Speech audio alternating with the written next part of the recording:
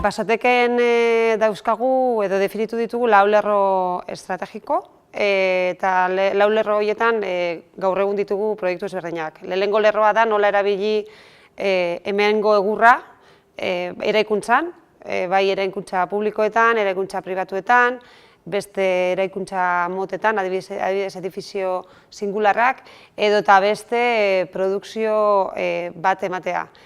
Bigarren lerro estrategiko bat Basoteken erabaki dugu dela basoan dauzkagun zuhaitzen inguruan hobekuntzak egitea, bai gaixotasunen inguruan, bai egurraren kalitatearen inguruan, bai fertilizazio organikoak bilatzen.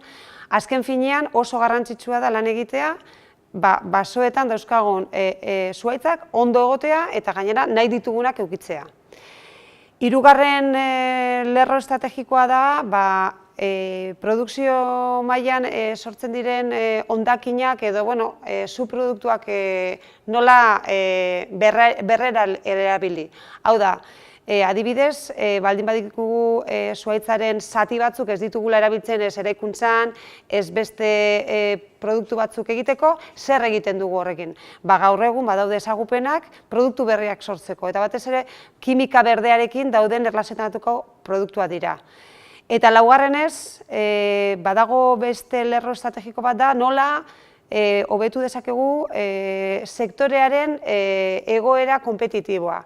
Eta horren inguruan zentratu gara teknologia berriak nola lagundu alduten. Alde batetik basoaren ezagupena eta kontrola hobetzeko, lehenengo transformazioak eta bigarren transformazioak era hobeagoan eta konpetitiboagoan egiteko, eta azken finean beste sektoreetan egiten ari diren soluzioak sektore honetara ekartzeko.